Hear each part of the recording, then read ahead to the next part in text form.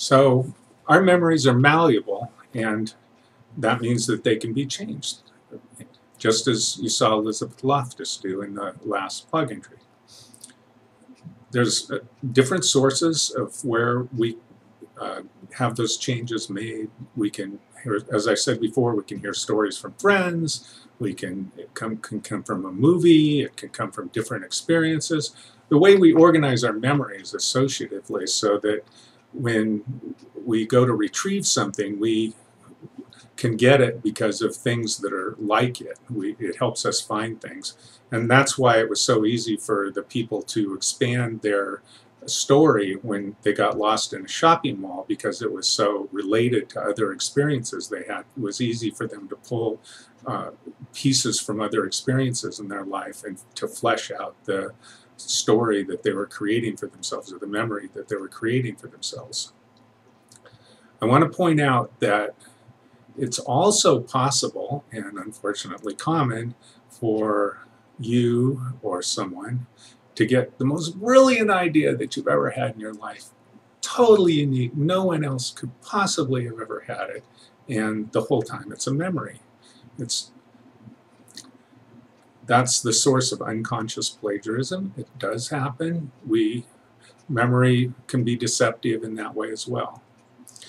So we all think our memory is different than it is. It's hard to really know how it is. And so what I'm going to have, let's have some fun taking a little memory test. And this is going to be given by a guy named Brian Brushwood, and I took it out of a longer video called Scams, Sasquatch, and the Supernatural. And I'd recommend watching it. He's a very cool guy. He speaks at skeptics conventions and things like that. And what's going to happen is I'm going to fade out, and when I fade out, he's going to come in, and right away he's going to start reading a list of words and showing them on the screen.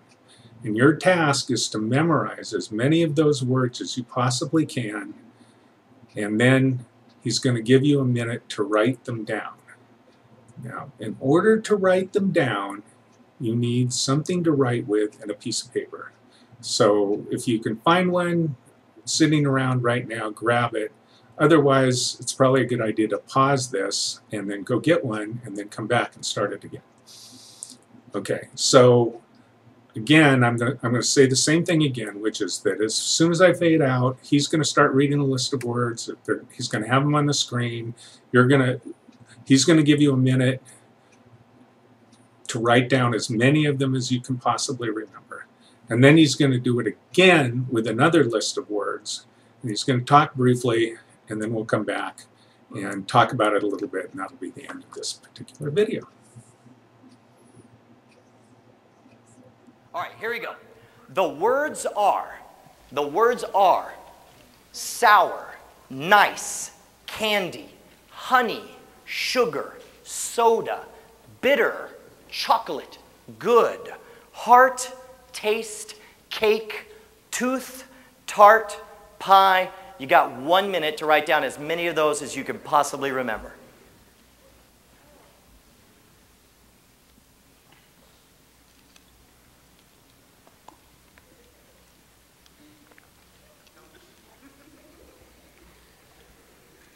Many of you find that the first few will come easily, and then you'll hit a wall. When you hit that wall, don't give up. Close your eyes and try to remember, and you'll be able to remember 3 or 4 more words. It's important that you get as many as you possibly can.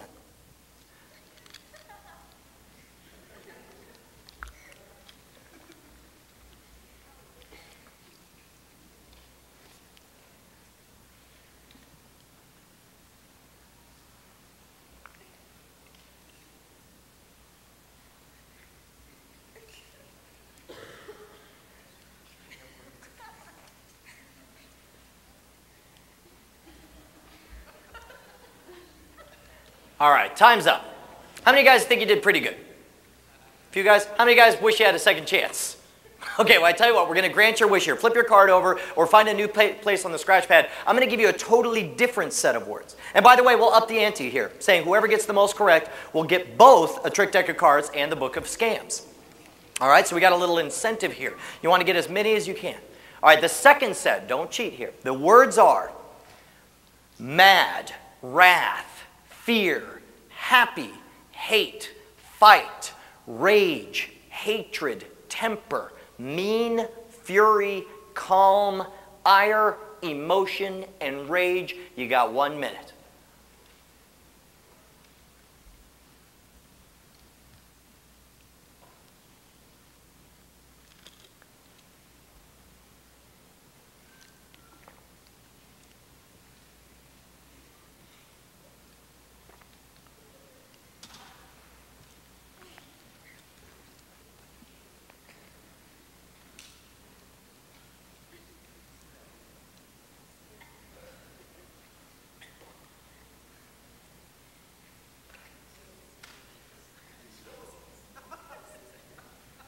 Remember what I said, some of the first ones will come easy. When you hit that wall, keep pushing, don't give up.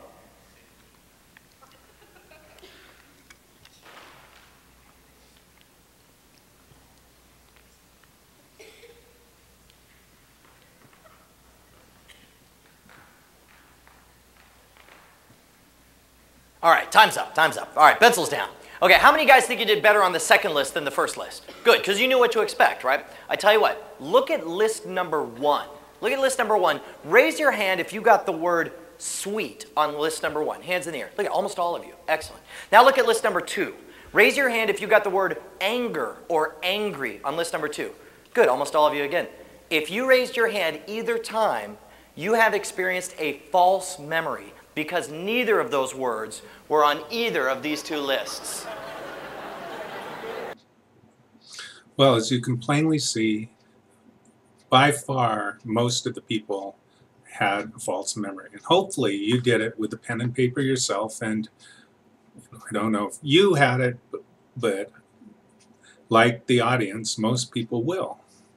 And as you can see, the words were grouped together by a semantic cluster. They had similar meanings. And that's an example of how your brain fills things in that are supposed to be there even if they're not there.